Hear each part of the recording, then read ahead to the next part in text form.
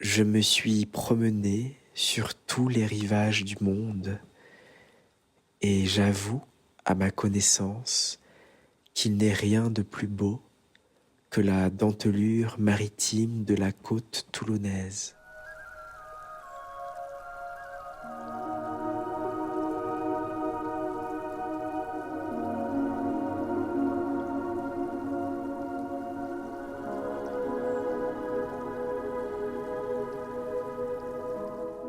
Bonsoir et bienvenue sur les légendes de Monsieur Lee. Je m'appelle Sébastien Lee et chaque dimanche, je partage avec vous un conte d'une heure lu à voix apaisante pour vous relaxer. Je remercie du fond du cœur les abonnés et je souhaite la bienvenue aux nouvelles et aux nouveaux qui me découvrent pour la première fois. Peut-être venez-vous sur cette chaîne suite à une performance dansée que j'ai donnée au musée d'art de Toulon récemment. Soyez les bienvenus et si vous voulez me soutenir, n'hésitez pas à vous abonner.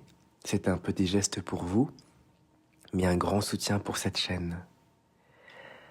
Aujourd'hui, justement, un conte qui se passe dans les murs du musée d'art de Toulon. Je vous invite à vous installer confortablement, à vous détendre, respirer calmement, en route. Elle étudiait à l'école supérieure d'art et de design installée à Toulon, dans le quartier de Chalucé. Et chaque matin, elle a pour elle la douceur tranquille d'un monde qui s'ouvre sans bruit. Elle n'a jamais vraiment su expliquer pourquoi, mais elle s'y sent si bien à Toulon.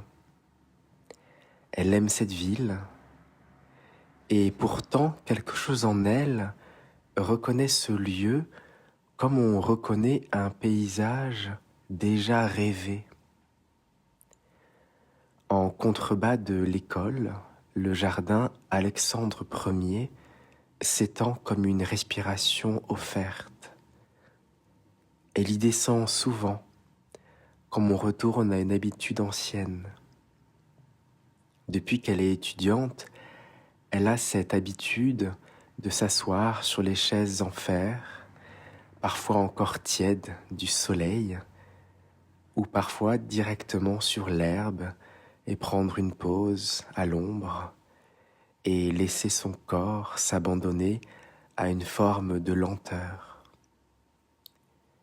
Elle prend parfois le temps de regarder les feuilles trembler légèrement à travers le soleil, grâce au soleil, ou encore de regarder les reflets à la surface des plans d'eau. Le monde continue mais sans urgence, et dans cet intervalle, quelque chose en elle se réaccordait. Les examens approchaient. Elle en connaissait les contours, les exigences, les attentes silencieuses, les dossiers à rendre, les formes à préciser, les choix à assumer pour les défendre. Elle savait que les jours à venir seraient plus denses, plus resserrés. Mais ce soir-là, cela ne l'inquiétait pas. Au contraire, une sensation plus ancienne remontait doucement comme une mémoire qui n'avait jamais tout à fait disparu.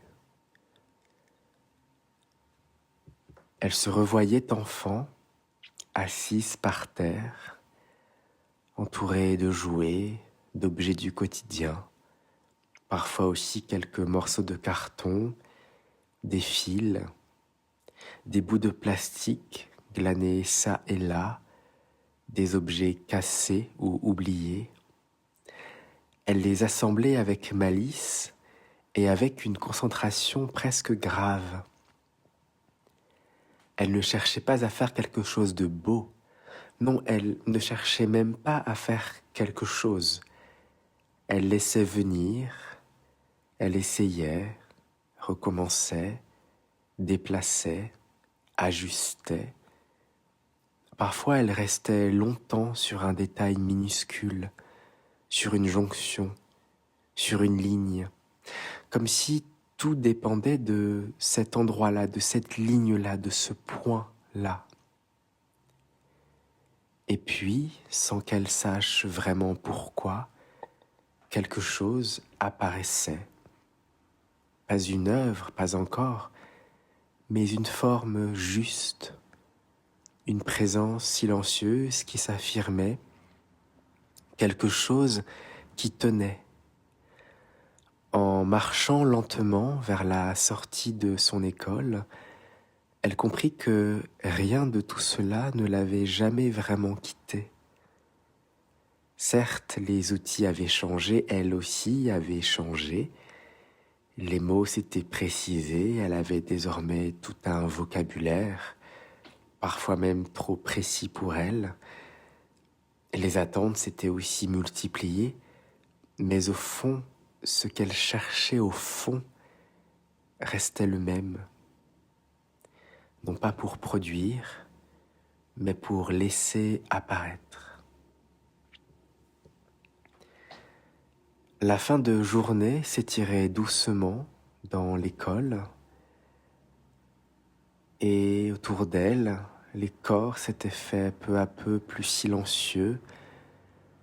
Certains réfléchissaient, d'autres dessinaient, d'autres écrivaient, comme suspendus à une décision qui tardait à venir.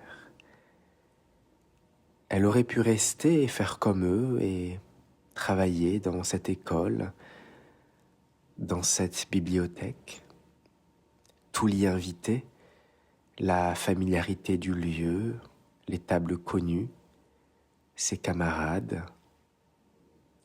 les lignes claires, l'organisation rassurante de l'école et de ses grandes baies vitrées. Elle savait comment travailler ici, elle savait avancer, structurer, produire. Mais ce soir-là, quelque chose résistait. Ce n'était pas une fatigue, ni un refus, plutôt une légère dissonance, presque imperceptible, comme si l'espace, pourtant familier, ne correspondait plus exactement à ce dont elle avait besoin. Elle resta quelques secondes immobile, puis elle leva les yeux, et sans savoir pourquoi, une image revint comme un parfum, un autre lieu, plus ancien, la bibliothèque du musée d'art de Toulon. Elle n'y pensait presque jamais, et pourtant, enfant, elle y allait, pour ainsi dire, chaque semaine. Elle ne se souvenait plus précisément des raisons, mais sa maman l'y amenait et elle n'a que de bons souvenirs là-bas. Elle se souvient très bien de cette sensation, une forme de calme dense, un silence qui n'était pas vide, mais plein de quelque chose qu'elle ne saurait pas nommer. Elle n'hésita pas, le musée était à quelques pas seulement, elle rassembla ses affaires, glissa son carnet dans son sac. Dehors, l'air avait changé, un peu plus frais, un peu plus souple. La lumière du jour commençait à se retirer sans disparaître complètement. Elle marcha. Les rues lui étaient familières, mais aujourd'hui, elles semblaient légèrement déplacées, comme si elle les traversait autrement. Elle arriva très vite au musée d'art de Toulon. Elle s'arrêta face à la façade et ce bâtiment apparut. Elle passe devant presque tous les jours sans vraiment le regarder, mais là, tout de suite, quelque chose l'obligea à lever les yeux. cette façade si familière, comme si elle appartenait à un temps légèrement décalé du sien. Elle resta un instant, passa à la grille d'entrée, et sans le savoir, elle venait de quitter un espace de travail pour entrer dans un espace de transformation. À peine avait-elle franchi le seuil du musée d'art que quelque chose en elle ralentit. Ce n'était pas une décision, plutôt une adaptation presque instinctive, comme si son corps comprenait avant elle que ce lieu demandait un autre rythme. Et puis il apparut, l'escalier large, calme, posé au cœur de ce musée, au centre de l'espace, comme une évidence ancienne. Et pourtant il ne cherchait pas à impressionner. Il est là, simplement, mais avec une telle justesse qu'il semblait contenir déjà tout ce qui allait suivre. Elle s'arrêta au bas des marches, la lumière descendait d'en haut, filtrée par la verrière, douce mais présente, sans dureté. Elle glissait sur le marbre, s'y déposait sans l'écraser, révélant à peine les veines de la pierre, comme une mémoire discrète du matériau. Elle posa le pied sur la première marche. Le son changea immédiatement. Plus dense, résonnant mais contenu.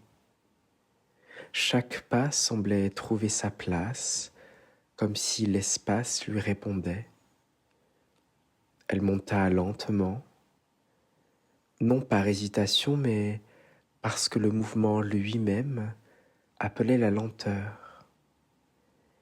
Les marches n'étaient pas simplement à gravir, elles étaient à traverser, à éprouver.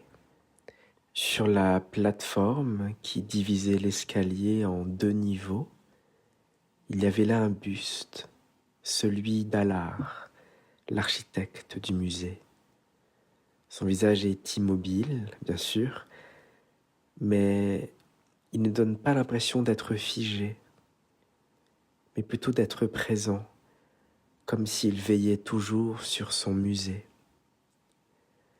Alors elle ralentit encore, comme pour ne pas le déranger.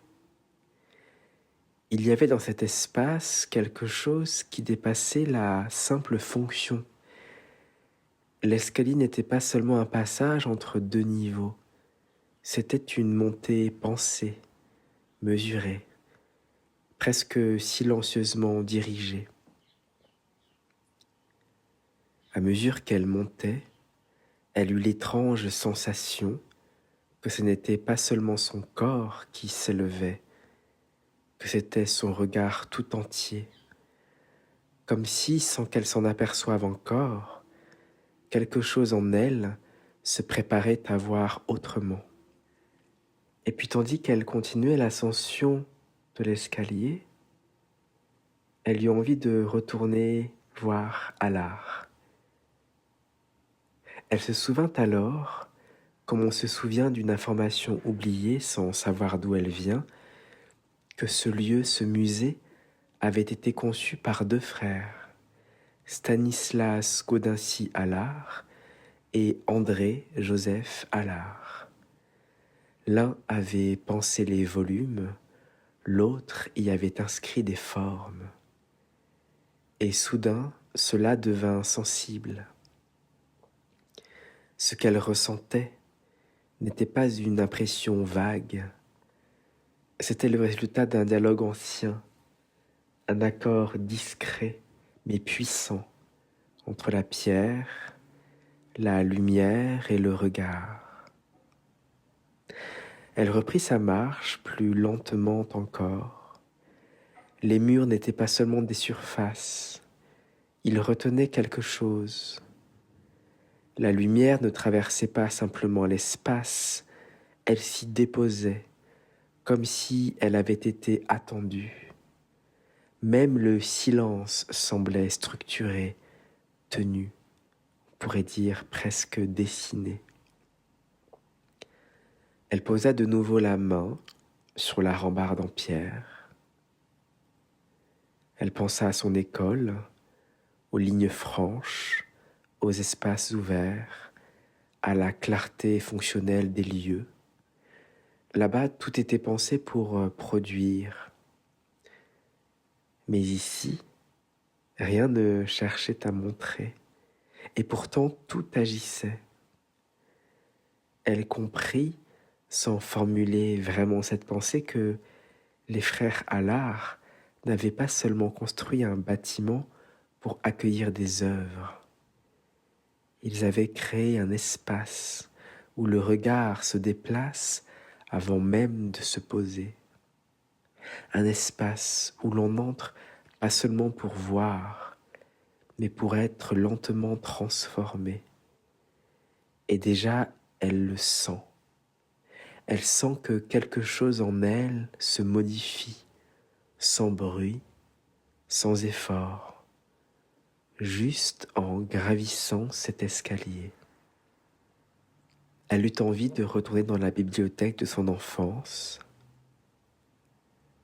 et lorsqu'elle y entra, elle eut d'abord l'impression de ne pas vraiment entrer quelque part, mais plutôt de glisser, comme si un espace-temps, une brèche, s'ouvrait devant elle, avec une délicatesse imperceptible. Elle s'arrêta. Ce lieu familier était aussi transformé.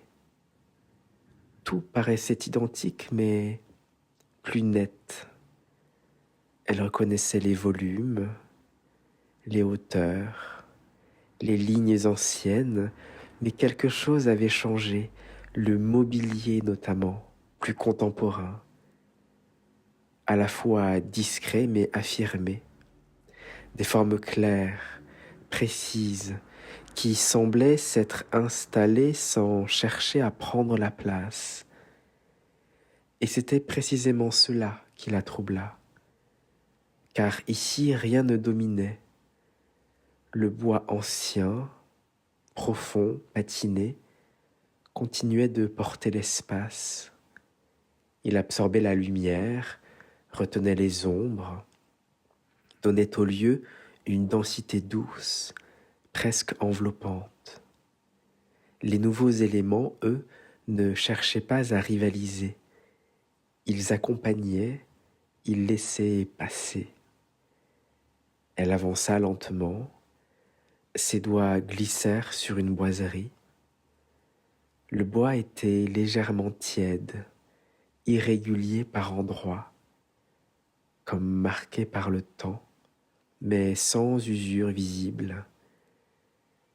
Elle sentit sous sa paume comme une présence silencieuse, comme si la matière elle-même conservait quelque chose de celles et ceux qui l'avaient touchée avant elle. Un peu plus loin, elle posa sa main sur une rambarde en métal. C'était plus froid, plus direct. Une ligne simple, continue, qui traversait l'espace, des escaliers, des coursives. Elle respira.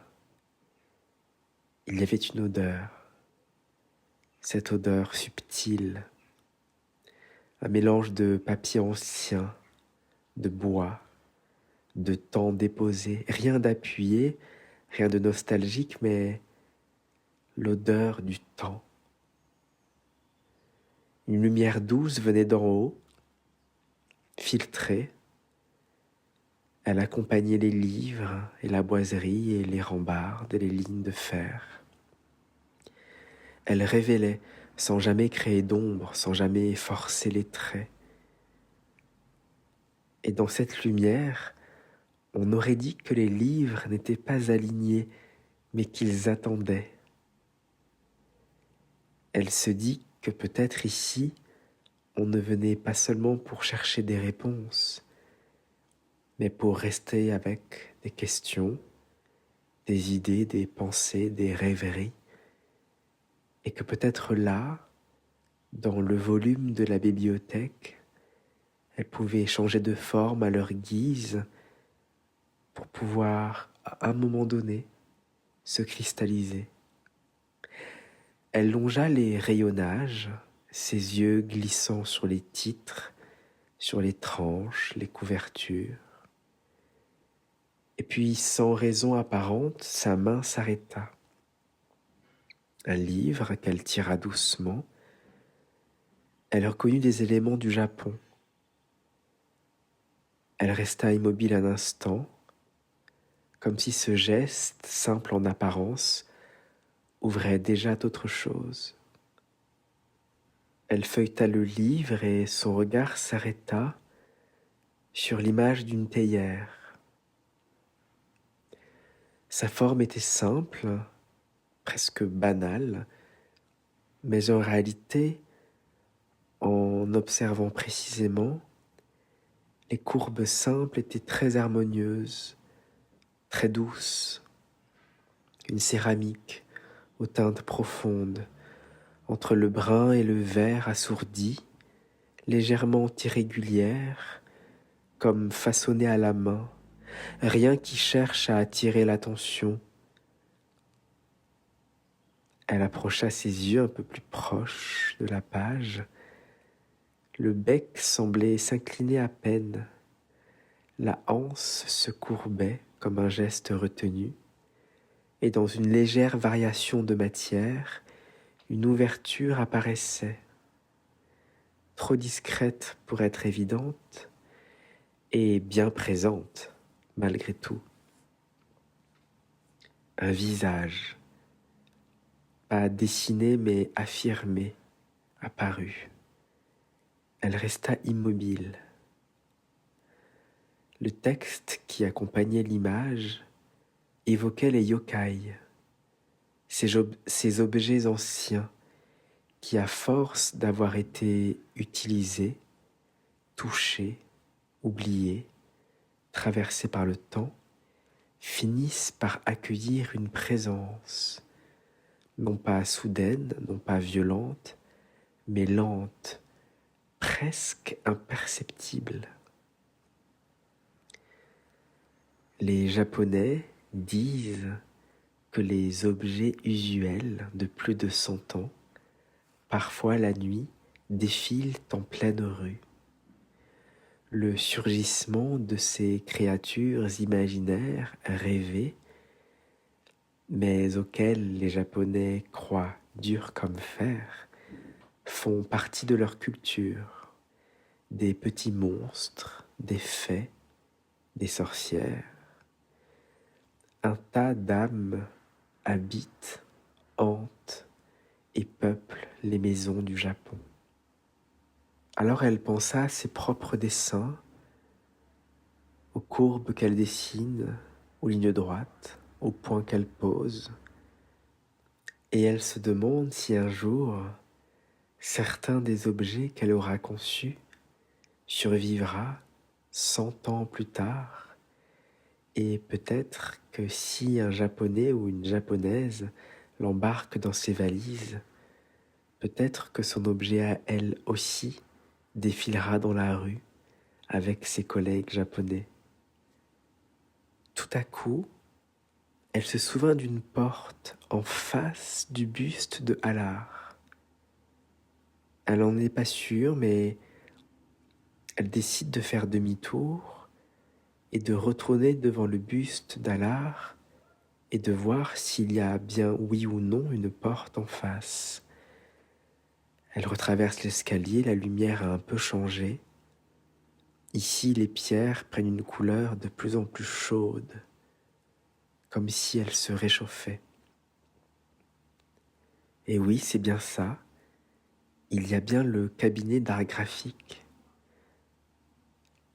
Alors, elle y entre. La lumière change immédiatement. Elle y est plus basse, plus douce, comme retenue au plus près des œuvres pour ne pas les altérer. Rien n'est frontal et tout semble inviter à s'approcher, à ralentir, à déposer son regard délicatement sur ces papiers. Ici, les formats sont plus petits. Les surfaces, on le sait, comme le papier, sont plus fragiles. Certaines œuvres sont protégées sous verre. Elle s'approche d'un premier dessin, une ligne, mais une ligne vivante. Elle n'est pas droite, elle n'est pas assurée. C'est comme si elle avançait, qu'elle hésitait, revenait légèrement sur elle-même, puis poursuivait ailleurs, comme si la main qui l'avait tracée avait cherché en même temps qu'elle dessinait. Elle suit ce mouvement du regard. Ce n'est pas un contour, c'est un chemin. Il y a d'autres dessins, des formes esquissées, reprises, déplacées, des notes. On retrouve parfois les mêmes gestes répétés plusieurs fois sur une même page comme des essais. Mais chaque tentative est ici comme un témoignage d'une justesse, comme une tentative de s'approcher d'une idée.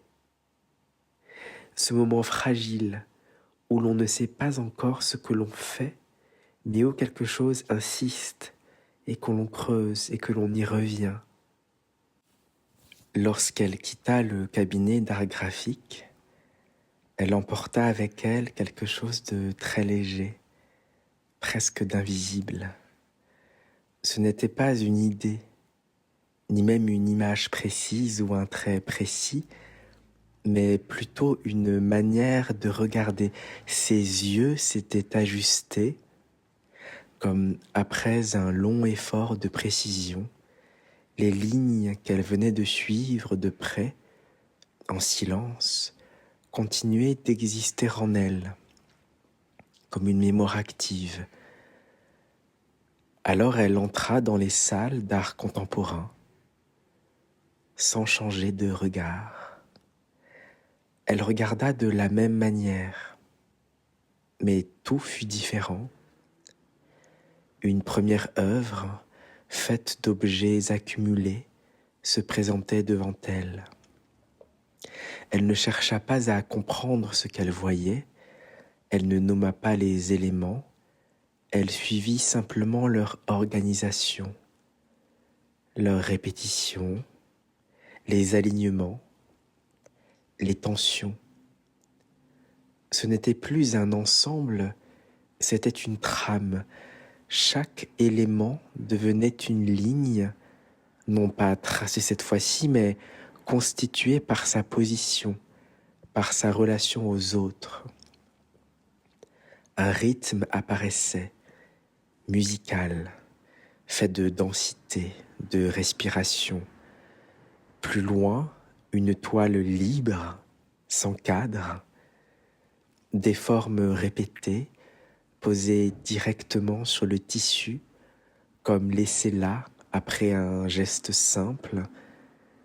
Elle ne vit pas de motif, mais plutôt une pulsation, une forme qui revenait, encore et encore, sans jamais pourtant être identique.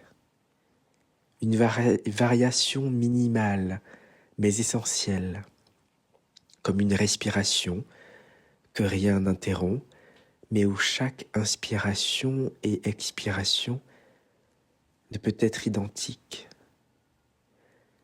Elle sentit son regard, comment son regard petit à petit glissait autrement. Elle ne chercha pas à saisir, elle suivait son instinct, ses yeux, son désir. Plus loin encore, des surfaces ouvertes, des couleurs posées sans contour précis, sans volonté de représenter quoi que ce soit, et pourtant, quelque chose était bien là devant elle, d'une clarté limpide, une chose qui circulait, une direction invisible, une tension douce, comme si tout à coup, l'espace oscille lui-même était traversé par ces lignes qui se prolongent, des lignes qu'on ne peut pas voir mais que l'on peut pleinement ressentir.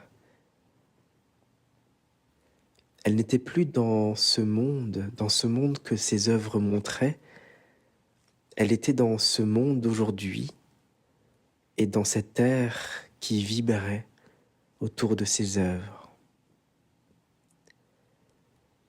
Elle se sentit concentrée sur elle-même, pleine de toutes ses œuvres, de ses rythmes, de ses passages, comme si, peu à peu, le visible s'ouvrait, ou l'invisible s'ouvrait. En tout cas, quelque chose de plus vaste, quelque chose de plus silencieux.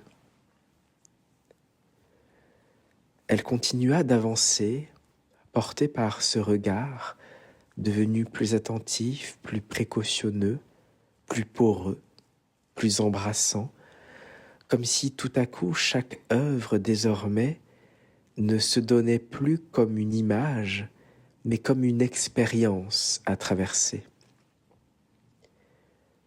Et elle s'arrêta devant une toile, ou plutôt une surface, qui ne semblait pas vouloir se refermer sur elle-même.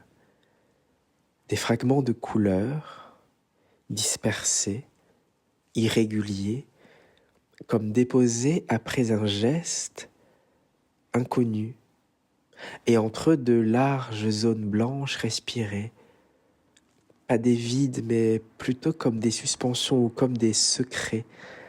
Alors elle s'approcha.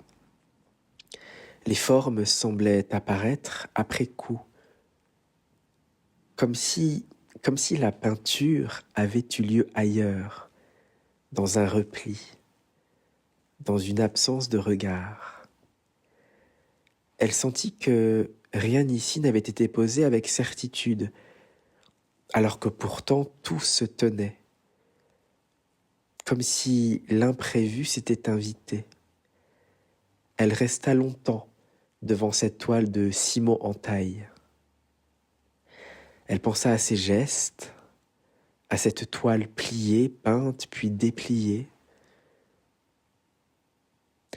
Elle pensa aussi à ses propres gestes, à ces moments où elle dessinait sans savoir, laissant sa main précéder sa pensée, à ces formes qui parfois apparaissaient malgré elle, comme si elles existaient quelque part et que sa main n'était là que pour les faire surgir.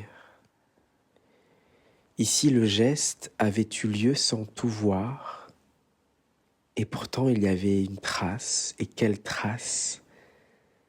Une trace suffisante pour que quelque chose existe.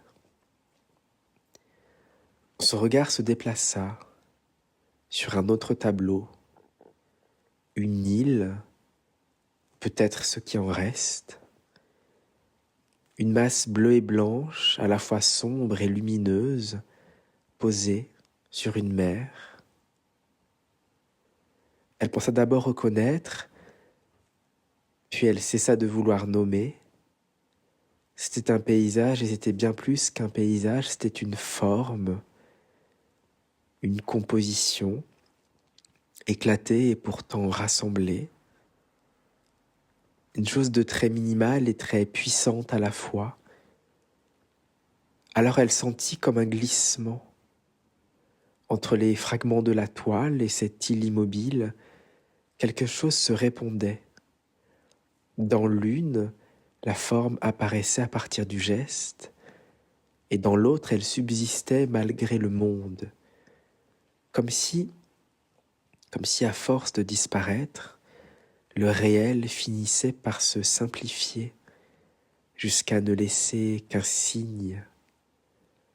Alors elle resta là, immobile, et pour la première fois, elle ne chercha pas à comprendre, elle se laissa faire, se laissa bercer, comme si tout ce qu'elle avait vu jusque-là, Les lignes, les gestes, les répétitions trouvaient ici un point d'équilibre.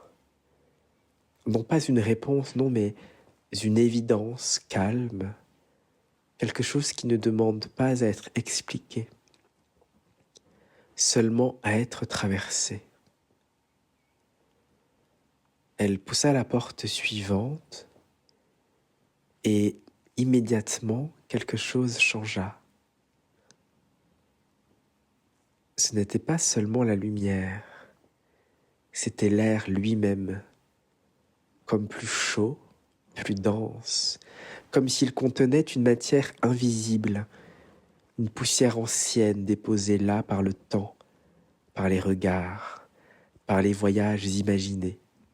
Elle fit quelques pas, les tableaux s'ouvraient devant elle, mais ils ne donnaient pas comme des images à regarder.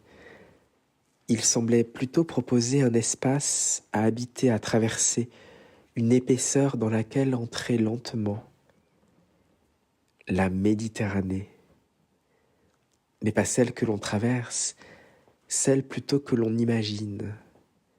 Des architectures claires, presque aveuglantes, posées sous des ciels immobiles, des ombres profondes, découpées avec précision, comme si la lumière, en frappant les formes, révélait aussi leur silence. Elle s'approcha. Les couleurs semblaient emprisonner la lumière et la chaleur. Elle n'était pas simplement posée, elle retenait quelque chose, une chaleur qui ne venait pas seulement du soleil, mais d'un temps accumulé, d'un regard prolongé. Elle eut la sensation étrange de pouvoir presque sentir la température des tableaux, une chaleur lente, épaisse, qui ralentit les gestes, qui allonge les pensées. Plus loin, une figure, une danseuse, habillée, bijoutée, un mouvement qui serpente dans le corps.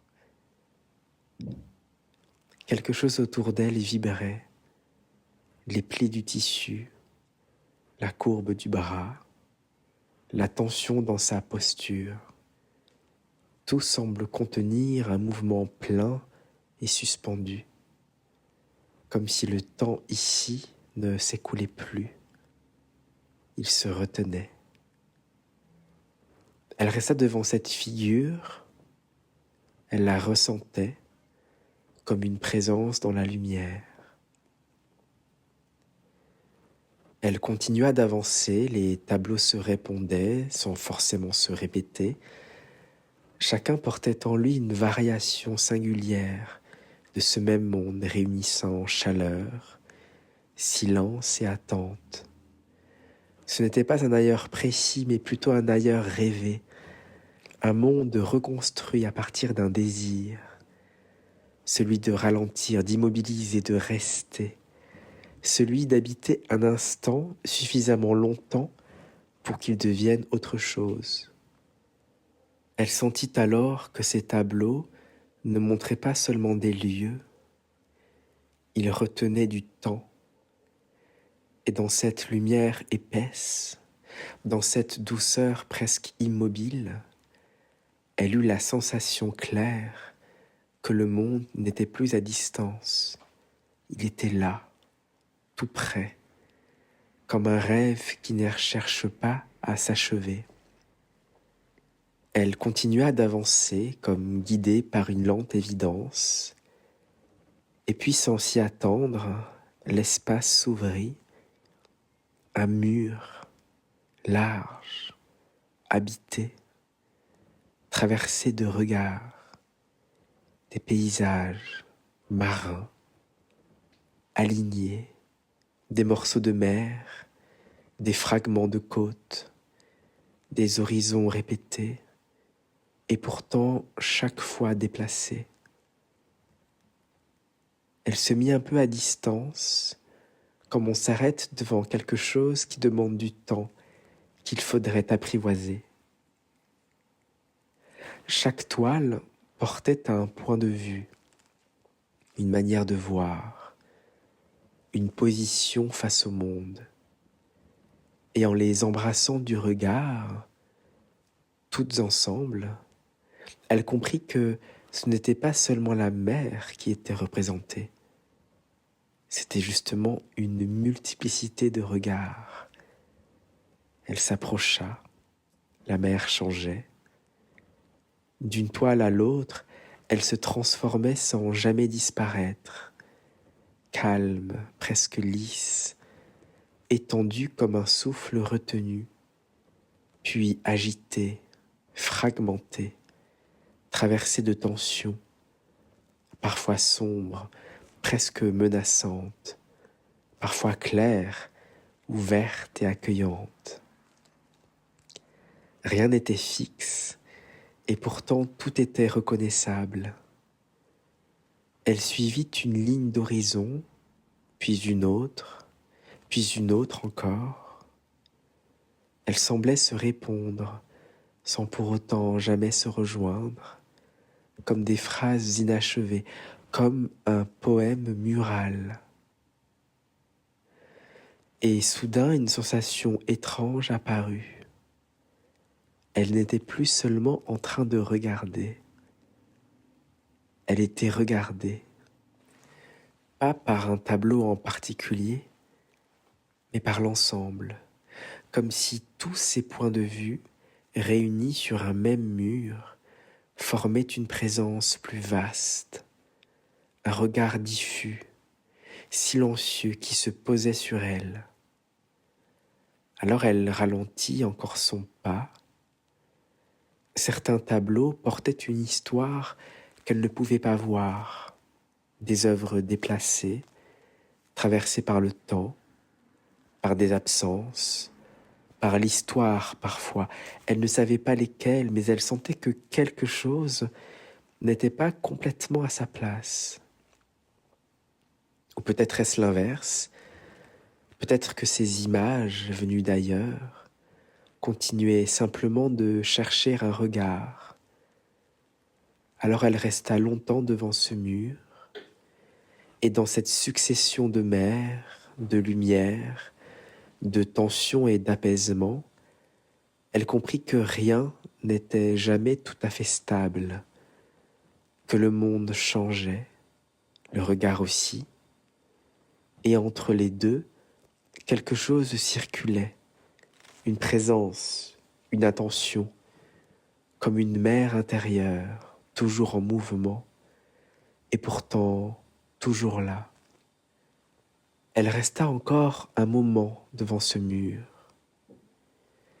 Puis, sans vraiment quitter les tableaux, elle sentit que quelque chose en elle continuait de bouger, comme si elle venait de voir, comme si ce qu'elle venait de voir ne se limitait pas à ces images, mais se prolongeait ailleurs, dans une zone plus intérieure. Elle fit un pas en arrière. Le mur ne disparut pas, non, mais il se transforma. Les paysages si distincts, quelques instants plus tôt, commencèrent à se mêler dans sa perception. Les lignes d'horizon se superposaient légèrement, les mers se répondaient, les couleurs circulaient d'une toile à l'autre, et dans ce mouvement, quelque chose apparut, pas une image, mais une continuité. Elle eut alors la sensation étrange que ces tableaux ne montraient pas seulement des lieux différents, mais un même monde traversé par des regards multiples, comme si chaque peinture était une tentative, une approche, une manière de retenir quelque chose qui, au fond, ne pouvait jamais être saisi entièrement. Alors elle pensa à ceux qui avaient peint ces paysages, à leurs gestes, à leur présence, un jour, face à cette mer. Et soudain le temps se déplia. Ce qu'elle regardait n'était plus seulement là devant elle, c'était aussi ailleurs, avant, dans un autre moment, dans une autre lumière. Et pourtant, cela persistait, comme si la peinture avait retenu une part de ce qui avait été vécu. Elle se demanda alors ce que devenaient les regards, s'ils disparaissaient ou s'ils restaient quelque part, déposés dans les formes. Alors qu'elle observait encore le mur, une présence discrète s'approcha, une femme. Elle ne s'imposa pas, elle resta légèrement en retrait, comme si elle savait que le regard devait rester libre. Puis doucement elle parla. Elle lui indiqua, sans les désigner directement, que certains de ses tableaux n'étaient pas tout à fait comme les autres, des œuvres dites MNR pour Musées Nationaux Récupération. Les mots étaient précis, presque administratifs, et pourtant, en les prononçant, quelque chose s'ouvrait. Elle expliqua simplement. Après la Seconde Guerre mondiale, des milliers d'œuvres d'art avaient été retrouvées, dispersées, déplacées, souvent volées à des familles, en grande partie juives. Certaines avaient pu être restituées, d'autres non. Alors ces œuvres avaient été confiées au musée, non pas comme des acquisitions, mais comme des dépôts, en attente.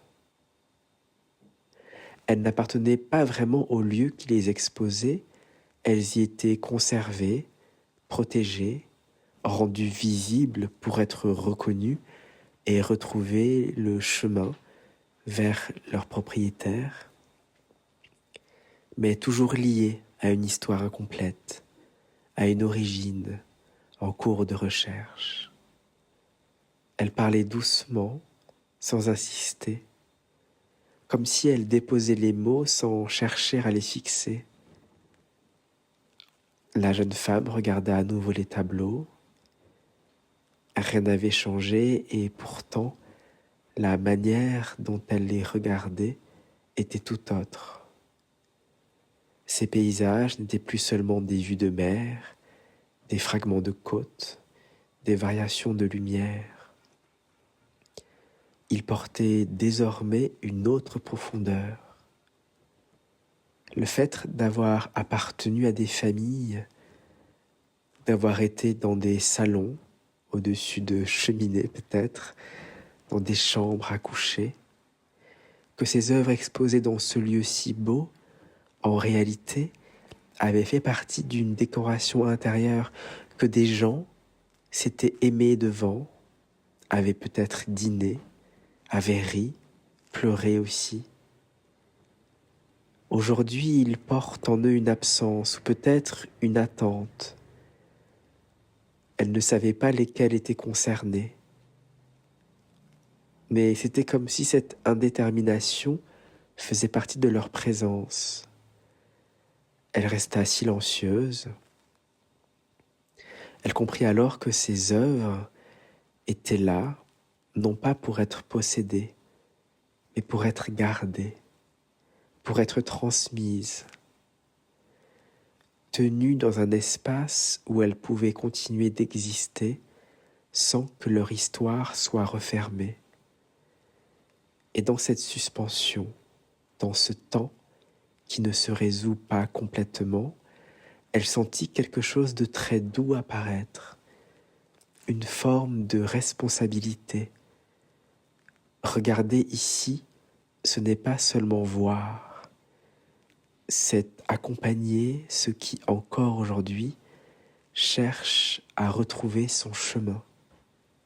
Elle repensa une dernière fois aux œuvres déplacées, à celles qui avaient traversé l'histoire sans toujours retrouver leur origine, à ces images qui continuent d'exister mais dont le point de départ s'est perdu.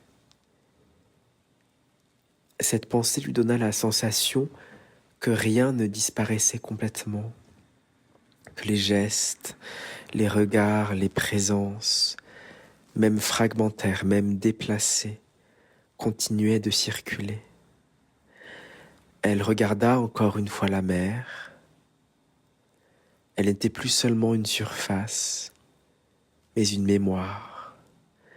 Et dans cette mémoire, elle sentit très doucement qu'elle aussi prenait place, sans laisser de traces visibles, mais en ajoutant à son tour une manière de voir. Elle resta encore un moment sans bouger, puis très lentement, son regard se détacha du mur, comme on quitte quelque chose, comme on laisse une image continuer ailleurs. Elle fit quelques pas, semblait plus calme encore, comme si tout ce qu'elle avait traversé venait doucement se déposer en elle, sans chercher à se fixer. Elle ne sait pas combien de temps elle est restée ici, dans ces murs, dans ces salles, dans ces univers, devant ces tableaux, ces sculptures. Elle redescendit l'escalier lentement, comme si chaque pas lui demandait encore à être traversé une dernière fois. La couleur de la pierre était désormais de plus en plus dorée. Le silence, lui, n'avait pas changé. Il accompagnait chacun de ses pas, sans jamais les précéder. Arrivée en bas, elle s'arrêta, sans raison apparente, puis elle leva les yeux. Tout en haut, là où la lumière entrait, quelque chose apparut. Des nuages peints, enfin plutôt des reproductions de nuages peints.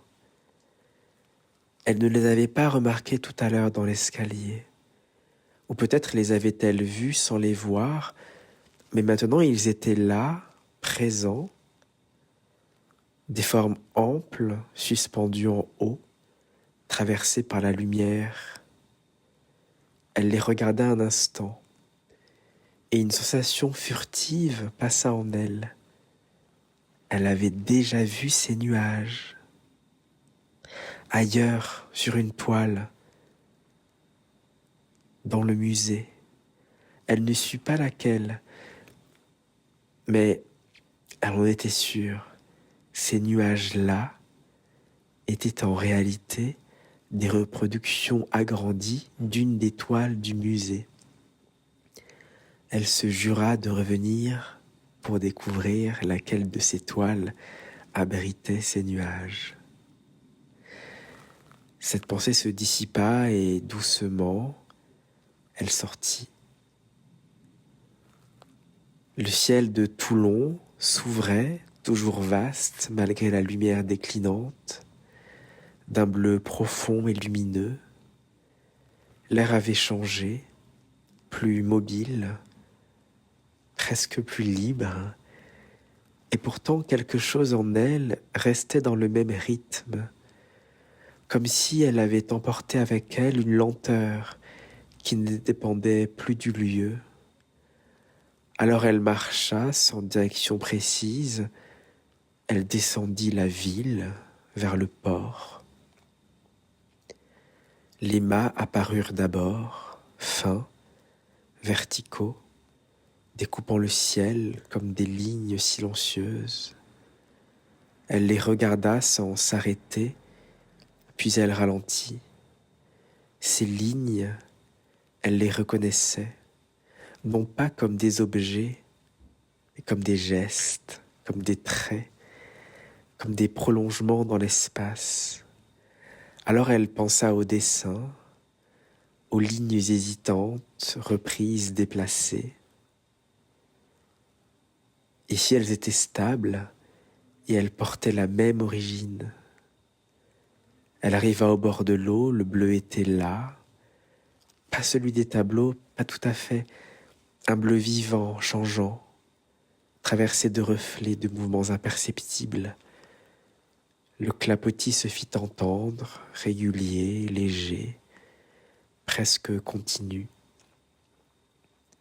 Elle resta immobile, la mer respirait, comme dans les toiles, mais autrement, plus proche. Elle regarda autour d'elle. Le port avait changé, bien sûr, ce n'était plus le même que celui représenté sur les tableaux. Les formes, les usages, les rythmes, et pourtant quelque chose persistait, une continuité discrète. Elle pensa au paysage, aux marines, au regard déposé sur la mer, un jour par d'autres. Elle comprit que rien ne s'était interrompu, que ce qu'elle voyait maintenant faisait partie du même mouvement. Le ciel, l'eau, les lignes, tout se répondait, sans effort, sans explication. Elle inspira longuement, et dans ce souffle, elle sentit que quelque chose s'était déplacé en elle. Pas une réponse, ni une conclusion, mais une manière différente de regarder, plus ouverte. Elle resta un moment, puis reprit sa marche, et dans le bleu du ciel, dans le mouvement de l'eau, dans les lignes silencieuses des mâts, quelque chose continuait discrètement, comme si le monde, au fond, n'avait jamais cessé d'être exactement cela, une forme qui apparaît, se transforme et nous accompagne, bien après que nous ayons cessé de la regarder. Et tout à coup, lui revint en mémoire une citation écrite sur les murs du musée.